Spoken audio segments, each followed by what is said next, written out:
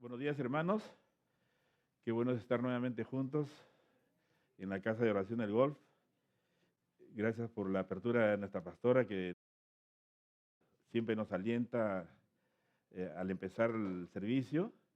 Y es una gran verdad que dice la palabra de Dios que en medio de la alabanza dice suceden cosas maravillosas, ¿no?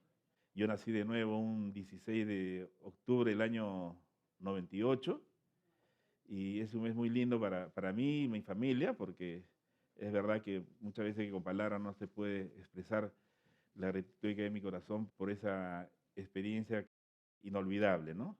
Y por eso le puse por título a esta porción, poned la mira en las cosas de arriba, no en los de la tierra, ¿no? Está en el libro de Colosenses, en el capítulo 3, en el versículo 2. Y está precedida de una porción muy preciosa que el Señor a través de Pablo nos dice, ¿no? Dice la palabra que si pues habéis resucitado con Cristo, buscad las cosas de arriba donde está Cristo, sentado a la diestra de Dios. Y seguidamente dice, poned la mira en las cosas de arriba, no en las de la tierra, porque habéis muerto y vuestra vida está escondida con Cristo en Dios. Cuando Cristo, vuestra vida, se manifieste, entonces vosotros también seréis manifestados con Él en gloria. Ese es el preámbulo que Pablo pone. En esta porción está descrita prácticamente nuestra historia hasta este instante desde que conocimos al Señor.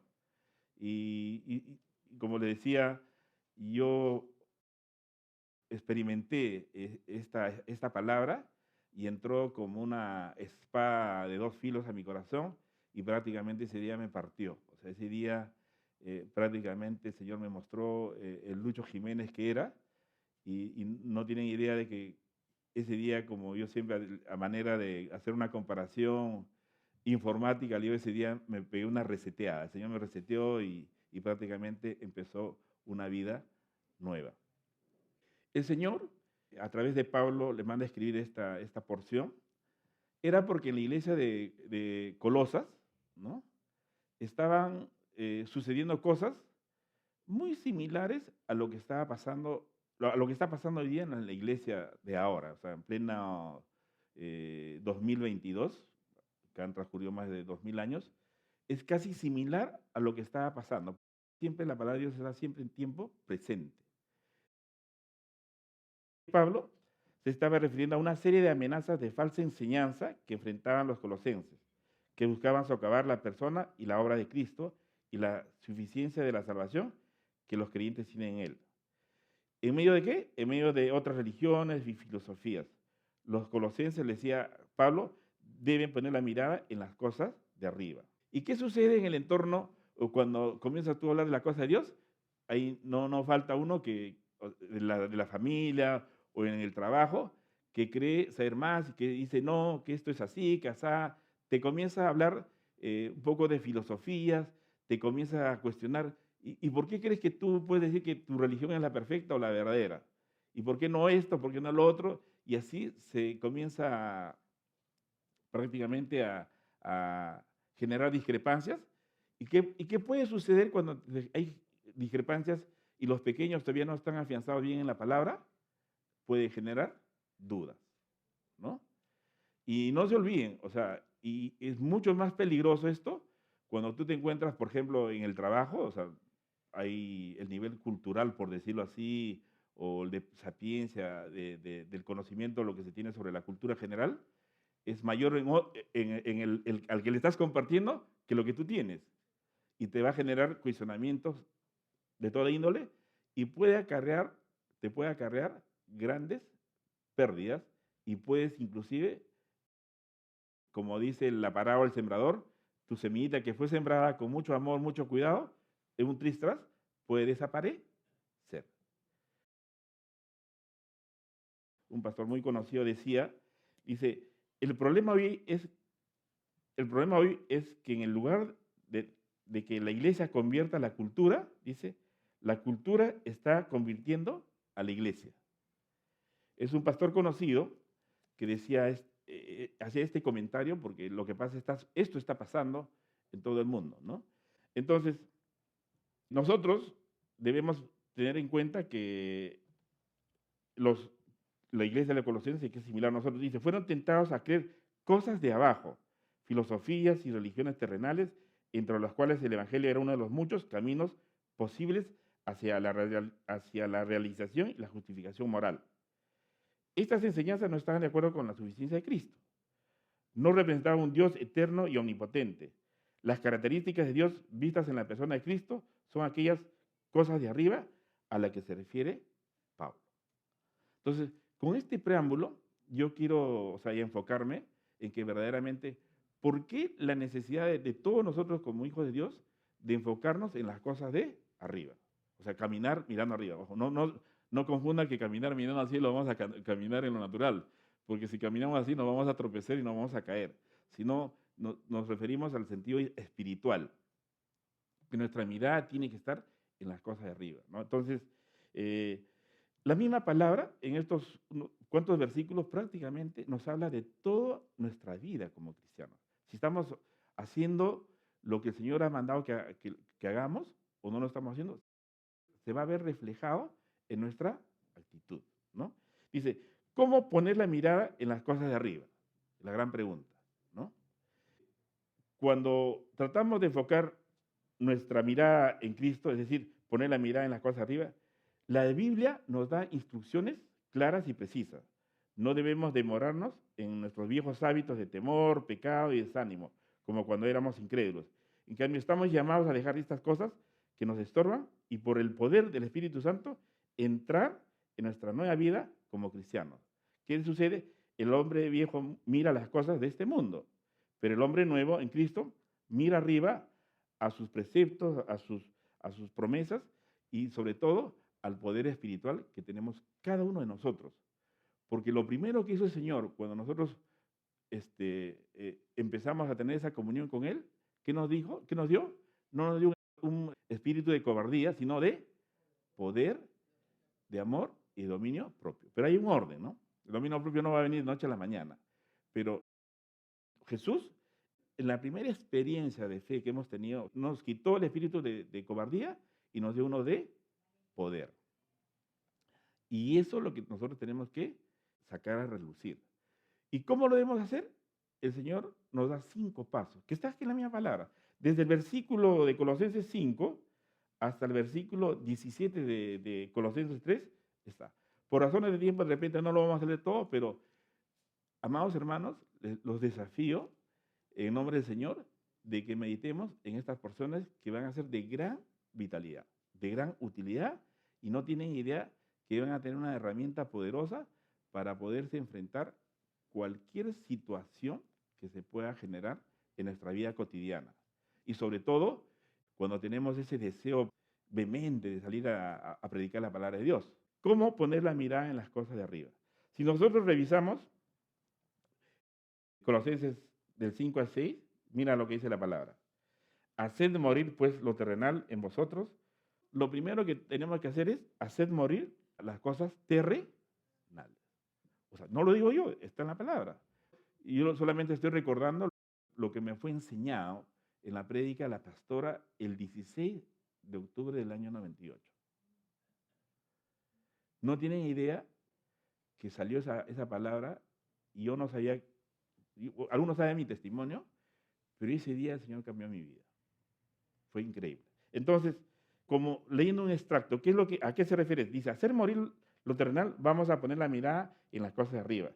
Nuestro deseo de mirar las cosas terrenales en lugar de las cosas celestiales proviene de 2 fallas en el pensamiento. O buscamos las cosas terrenales porque pensamos que nos servirán de alguna manera, como nos brindan comodidad, identidad, placer, etc. O buscamos las cosas terrenales porque olvidamos a quién servimos. Sin embargo, somos una nueva creación creados en Cristo. ¿En Cristo Jesús para qué? Para buenas obras. En 2 Corintios 5, 17 hay una reafirmación de esto y dice la palabra. 2 Corintios 5, 17. De modo que si alguno está en Cristo, ¿qué dice? Nueva criatura es. ¿No? O dice, las cosas viejas pasaron y todas son hechas nuevas. Entonces, acá podemos ver que el primer paso es hacer morir. ¿Por qué? Porque somos nuevas criaturas, hemos nacido de nuevo. Y bueno, no voy a extenderme en esto porque una criatura nueva es como un bebito recién nacido, ¿no? Entonces, bíblicamente hay un ejemplo, porque a veces es mejor graficarlo con un ejemplo que está en la palabra y con una historia, porque a veces nos gustan las historias, ¿no? En 2 de Samuel, en el capítulo 15 creo que está, en el versículo 3, ¿se acuerdan que le dijo Dios al rey Saúl? Que tenía que matar a todos los amalecitas, desde el rey hasta el más pequeño, inclusive a todos sus animales. Y ojo que este es un versículo de la Biblia que es bien complicado. Ya todos sabemos la historia del rey Saúl, cómo quedó por no obedecer esta porción. Pero en el fondo lo que trata de decirnos el Señor en esta porción es que si Amalecita está asociada a la parte carnal, a la carne. Si no hacemos morir la carne, por si acaso, la carne nos va a matar. Y así dice la Biblia. La Biblia dice que el rey Saúl desobedeció a este mandato de Dios y él no obedeció porque quiso ser más misericordioso que Dios. Ojo, el gran error de los cristianos es que cuando querramos ser más misericordiosos y bondadosos que Dios, ¿qué generó? El mismo Amalecita lo mató al rey Saúl. Y ya sabemos esa historia, no quiero comentarlo. Y es así, cuando hemos leído el principio, que no quise leer porque es muy redundante, ya lo conocemos, si tú no dejas la droga, vamos a poner un ejemplo, la droga te va a matar. Tarde o temprano. Si tú no dejas esos pecados de nuestra vida pasada, si no lo dejas, ese pecado te va a matar. Nada más, así de simple.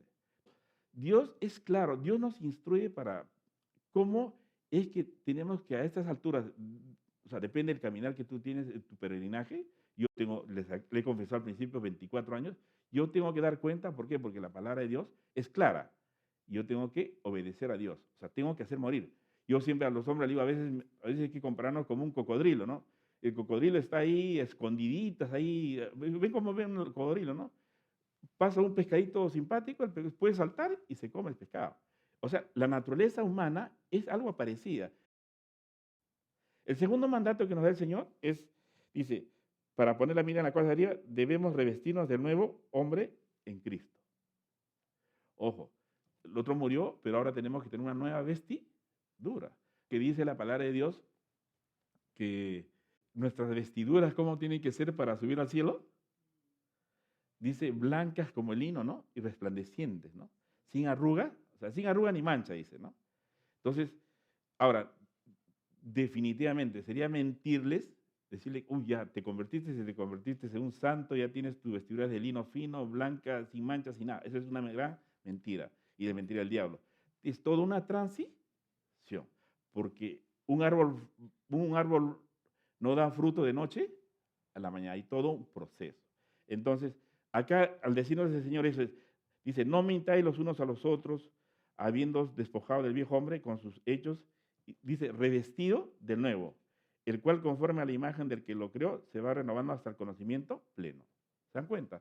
Entonces, acá la palabra es clara, no hay que añadirle nada. Entonces, desechar el pecado no es suficiente si lo haces con tus propias fuerzas. Si lo hacemos por nuestras propias fuerzas, seguramente vamos a fracasar. En cambio, nos da el poder de rechazar el pecado y la tentación a través del empoderamiento de su Espíritu Santo, clamándolo cuando no puede, porque no es en nuestras propias fuerzas, sino es en Él. Cuando nos dice revestidos de una nueva vestidura, es reconocer que solamente por su poder es lo que podemos llegar a estar revestidos de esa nueva vestidura que Él quiere. Eso está en 2 de Pedro 1:3, dice, todas las cosas que pertenecen a la vida y a la piedad nos han sido dadas por su divino poder, mediante el conocimiento de aquel que nos llamó por su gloria y excelencia. Él nos dio todo, prácticamente. Nosotros no tenemos que hacer mucho en este escenario. Bien, el tercer paso, para poner la mira en las cosas de arriba, dice, debemos dejar que la paz de Dios gobierne nuestros corazones. Esto es muy importante. Dice la palabra en Colosenses 3:15, y la paz de Dios gobierne en vuestros corazones, la que asimismo fuisteis llamados en un solo cuerpo, y sed agradecidos. Poner la mirada en las cosas de arriba es porque consideramos a Jesús como ¿quién? Como nuestra torre fuerte, nuestro lugar seguro. ¿Cuándo vamos a tener tranquilidad? Cuando estamos en un lugar bien cubierto. Ahora, la paz es una cosa muy, muy importante porque es bueno que sepamos la traducción de lo que significa paz. La paz viene a ser en el hebreo cuando tenemos esa seguridad de estar reconciliados, porque paz significa reconciliarse Dios con los hombres. Jesús en el Evangelio de Juan, capítulo 14, el versículo 27, dice, Él nos da la paz como no la da el mundo. Entonces, ¿por qué nos la da? Porque en el momento que nacemos de nuevo, nos estamos reconciliando con Dios. ¿Se acuerdan del ladrón que estuvo al lado derecho de Jesús? Estaba a puertas de morir. A ese hombre, lo único que lo llevó al cielo, lo único que lo llevó es reconciliarse con Dios. ¿Por qué? Estaba el hombre prácticamente a puertas de morir. El único que hizo reconoció a Jesús como el hombre que era justo, que no tenía pecado y que él estaba injustamente crucificado con ellos. Pues ellos sí estaban crucificados por razones por las cuales se les acusaba. Esa sola actitud se llama reconciliación. Pase lo que pase en esta tierra, tú vas a estar seguro al lado del Señor. Así es. Nosotros hemos tenido dos años de una incertidumbre increíble. ¿Cuántos familiares, amigos han pasado no sabemos, pero gracias a Dios, si en algún momento se reconciliaron con el Señor, segurísimo que nosotros el día que vayamos allá nos vamos a reencontrar con ellos, ¿no? Entonces, en Isaías 26:3 hay una promesa preciosa que dice el Señor.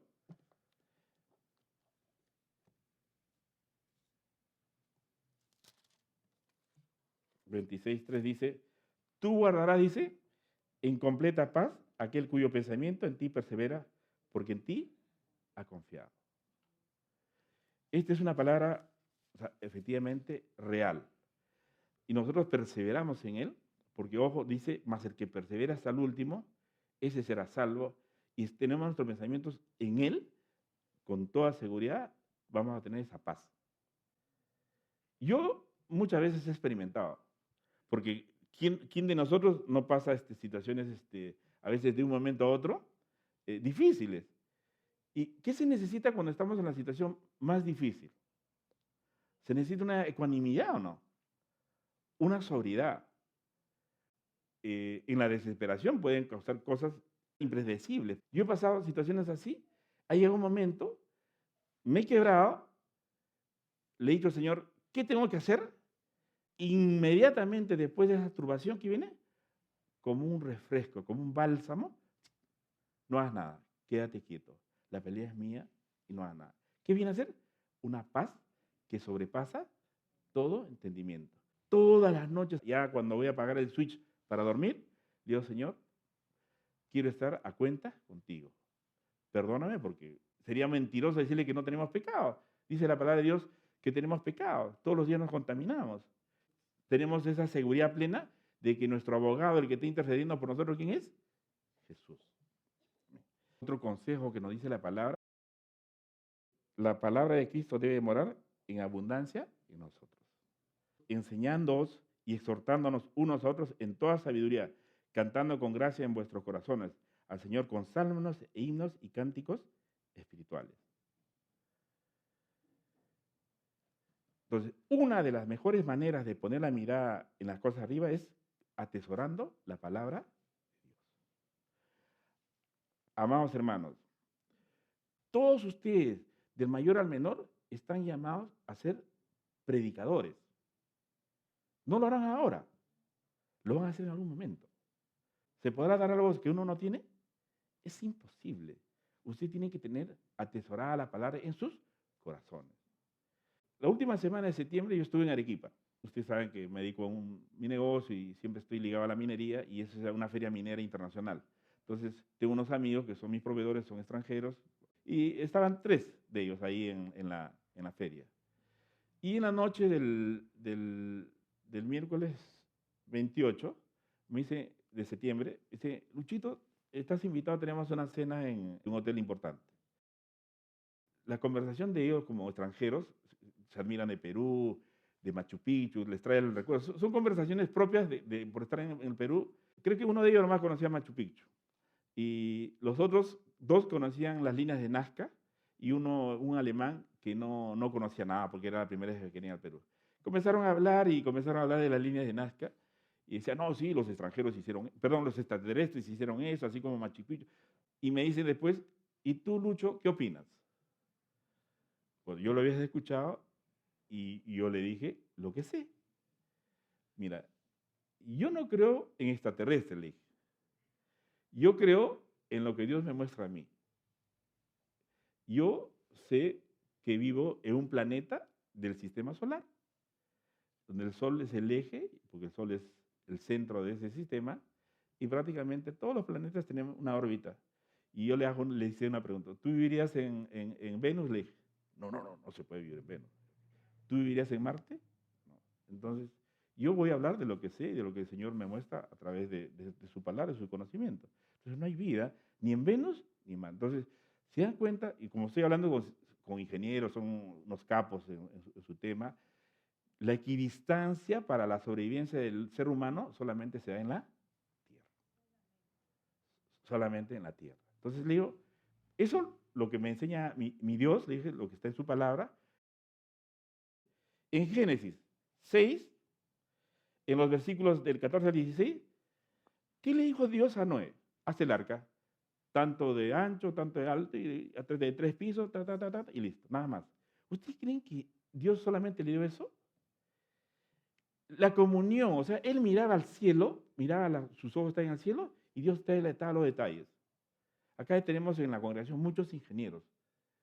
Para hacer el arca, o para hacer un barco, yo he trabajado en el CIMA, el Callao, en la construcción de barcos. Tuve un breve tiempo que pasé por ahí. Se necesitan más de 20.000 planos para hacer un barco comercial. Granelero o buque tanque, lo que sea.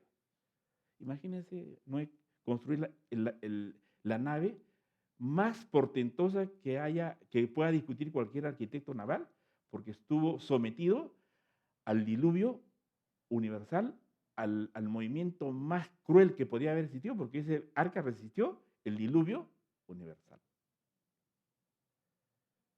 Una cosa, las consecuencias de conocer la palabra y las indicaciones de Dios. El otro ejemplo, tenemos en Génesis 41, la historia de José. ¿Se acuerdan de los sueños de José?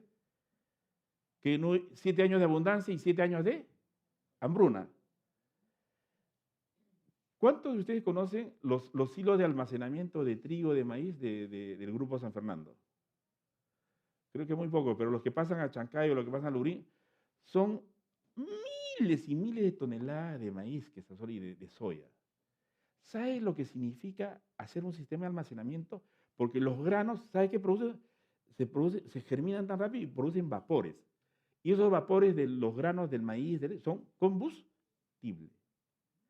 Imagínense la sabiduría y la inteligencia de José para hacer un almacenamiento de trigo por 7 años, para que dure otros 7 años, para que el mundo no muera de hambre. ¿De dónde crees que viene esa sabiduría? ¿Qué dice la palabra de Dios? Que José siempre estaba con Dios.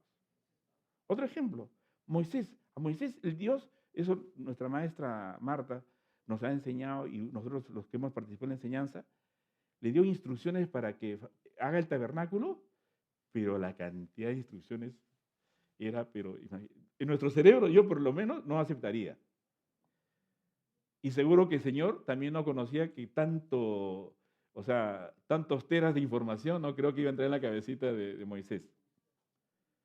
Y le dijo el Señor, mira, eso está en Éxodo, para los que toman nota, 31, del 4 al 5. Le dijo a Moisés, no te preocupes porque te tengo 2 hombres reservados para que se encarguen de todo lo que vas a hacer tú, porque a esos hombres yo le he dado ciencia, ingeniería. O sea, esos son lo que hoy día diríamos los que manejan los software más modernos de ahora. Otro ejemplo, En segunda de, bueno, ya les comenté lo de las piedras gigantescas que Salomón llamó a Irán, y se pusieron de acuerdo y le dijo, no, yo voy a pagar la comida de tu gente, le voy a dar mesadas de trigo, no se preocupen de eso, y ¿sabe qué? Ponme solamente de trabajo, no se preocupen, de la comida y de la logística yo me encargo, le dijo Salomón, tú ponme solamente tu know-how y la gente. ¿Qué hizo Salomón? Hizo una leva, agarró miles y miles de judíos para trasladar la madera y las piedras, y así se hizo el templo de Salomón. ¿De dónde viene esa sabiduría? De conocer la palabra del cielo. Por decirlo. Y también, para no cansarlos, en la época del rey Usías, tuvo un reinado de 52 años, y no tienen idea las guerras que enfrentaban. En esa época ya tenían ingenieros que diseñaban armas de guerra. Eso pueden leer en 2 Crónicas, capítulo 26, y versículo del 14 al 15. Usías y los ingenieros le puse yo por referencia. En el capítulo 28 del libro de Job, Dios hace más de 3.000 años atrás, casi 4.000 años atrás, ya sabía cómo eran las minas. Mira lo que dice. Vamos a leer. Yo le decía a estos señores, Dios lo tenía todo totalmente contemplado. Job 28, vamos a leer unos cuantos versículos brevemente. Dice, ciertamente la plata tiene sus criaderos y el oro lugar donde se refina. El hierro se saca del polvo y de la piedra se funde el cobre. Los hombres ponen término a las tinieblas, lo examinan todo perfectamente, hasta las piedras que hay en oscuridad y en sombra de muerte. Abren minas lejos de lo habitado, en lugares olvidados donde nadie pone pie. Mira cómo Dios le dijo a Job, todo esto está ahí. ¿Y qué hacen hoy día las grandes mineras? No se van a sacar oro, hierro, cobre de las profundidades. Toda nuestra cordillera, hermanos, está lleno de mineral. Somos uno de los países más ricos en Perú. Toda la cordillera está llena de mineral. ¿Se imagina lo que tiene el Perú? Es increíble. Bien, sigamos para no demorar más tiempo. Entonces, vamos a los tiempos actuales. Pasamos el 2020, usted sabe, si es una revolución acá, no sabíamos qué hacer. La pastora, Luchito, tiene que, bueno, yo vivo cerca, como a 4 cuadras, que hay que hacer esto, hay que editar esto, lo otro. Llegó un momento que yo vi mi limitación y digo, pastora, no, te van a enseñar. Y bueno, cuando manda, o sea, la obediencia, tengo que obedecer. Y en el tiempo que ha pasado, en el tiempo pasado, hermano, hoy día podemos ver cómo nuestros jóvenes, acá en la iglesia, no estoy hablando de historia, ahora estamos viendo las cosas reales. Dios aquí le ha dado sabiduría para manejar todo ese tema que vemos hoy día. A los jóvenes que tenemos acá. Y se fueron un equipo. Yo ahora ya, figura decorativa de repente, ni siquiera me toman en cuenta, pero ahí están los jóvenes trabajando, todos. Y eso es lo que hace Dios. ¿Por qué? Porque su palabra nunca va a estar presa. Siempre la palabra tiene que seguir adelante. Entonces, el último consejo que dice el Señor para mirar las cosas arriba. Dice, para poner la mirada en las cosas arriba debemos aprender a dar gracias a Dios. Dice, y todo lo que hacéis, sea de palabra o de hecho, hacedlo todo en el nombre del Señor Jesús, dando gracias a Dios, Padre, por medio de Él. Hermanos, ¿quieres la bendición de tu vida? O sea, nunca dejas de ser agradecido. Nunca.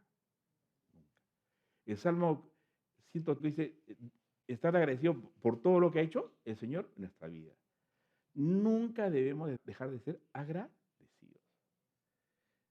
Y es una cosa muy importante, nunca tener en poco a los que nos preceden en el camino, en este camino. Respeto a los hermanos mayores. La hermana, nuestra anciana Marta, es una maestra. Yo estoy precedida de una palabra de lo que el Señor nos dio el domingo pasado, de los administradores de Dios. Yo estoy dando como un testimonio nada más, porque yo le dije a nuestra anciana Marta, hermanita linda, me has puesto la valla muy alta. En Hebreos nos habla de la pastora, dice, sometidos y obedeced a vuestra pastora, porque ella vela por nosotros. Esa gratitud no tiene que olvidarse nunca. Yo conocí el 16 de octubre del año 98 a la pastora. Jamás dejaré de estar agradecido de ese día. ¿Por qué? Porque Dios la usó, ¿para qué? Para hacer una nueva criatura. Y hermanos, nunca, así La pastora a veces me agarra su chicotazo con su baraza, que por acá, que por allá. ¿Cómo no vamos a estar agradecidos? Eso no es nada a la corrección, porque tenemos que aprender. Todos tenemos que aprender, todos. Y se aprende con las enseñanzas, con las exhortaciones. Y hay que tomarlo bien, hay que agachar la cabeza. ¿Por qué? Porque es la líder. El Señor la puso en este lugar. No estará físicamente presente acá, pero de forma virtual, por la tecnología. Porque Dios dice en su palabra, dice, al que le agrada a Dios, ¿qué le da a Dios? Sabiduría, conocimiento, ciencia y gozo. Eso lo dijo Salomón. Entonces, dirigiendo de allá, coordinando todo, y que dice la congregación que está bajo su mandato, porque Dios la ha puesto allá de líder, tiene que seguir viva. ¿Para qué? Para seguir edificándonos unos a otros. Amén. Así que, hermanos, ¿quieren las bendiciones completas que Dios estableció en su palabra? Ahí está. Colosenses 3, del versículo 5 al versículo 17. Tómenlo, si quieren, péganlo como un mural en su casa. ¿Por qué? Porque si tú no haces morir lo que nos precede a nuestra nueva vida, simplemente esos recuerdos te van a matar. Por eso que Pablo, invito a los hermanos de la alabanza, dice, Pablo vivía por la fe, con su mirada, ¿dónde? En lo eterno, buscando las cosas de arriba, preocupado porque las almas se salvaran. No por su condición. Su prioridad no era diseñar una estrategia para que dejaran de perseguirlo y amenazarlo de muerte. Su enfoque era seguir esparciendo la palabra de Dios. Y es verdad, no es verdad que su palabra sigue difundiéndose hasta el día de hoy. Oye, yo no sé cuántos hay hermanos menores que están en la congregación, pero de repente por primera vez han escuchado esta palabra, porque esta palabra tiene que seguir difundiéndose continuamente. Y, por último, no perdamos, amados hermanos, la esperanza. Buscar el reino de Dios podrá implicar dejar de lado algunas cosas importantes, pero Jesús, que es el mismo ayer, hoy y por la eternidad, Él está presente en todos los que lo anhelan de verdad. Él dijo en el Evangelio de Marcos, en el capítulo 10, que no hay nadie que haya dejado casa, o hermanos, o hermanas, o madre, o padre, o hijos, o tierras, por causa de Cristo y del Evangelio, que no reciba, subraya en esta parte, 100 veces más ahora en este tiempo. Y yo le creo al Señor, porque Él me ha dicho que mi postrer estado será mejor el primero cuando fui un recién nacido hace 24 años atrás. Y no me refiero a las riquezas materiales, me refiero a las riquezas espirituales, porque mi meta está el cielo, estar algún día con el Señor. No acá, allá. Porque dice la Biblia, todo esto va a ser fundido. Habrá cielos nuevos y tierra nueva, porque esta tierra, lo que ahora vivimos, eso de acá, va a ser desecho. Está escrito. Entonces, esa recompensa que tiene Dios es todavía acá en la tierra. Dice 100 veces. Dice que no reciba 100 veces más en este tiempo casas y hermanos y hermanas y madres de hijos y tierras juntos con persecuciones. Y dice, y en el siglo venidero, ¿qué dice? La vida eterna. Mira la transición. Dios es un Dios así que detalle por detalle por detalle nos enseña.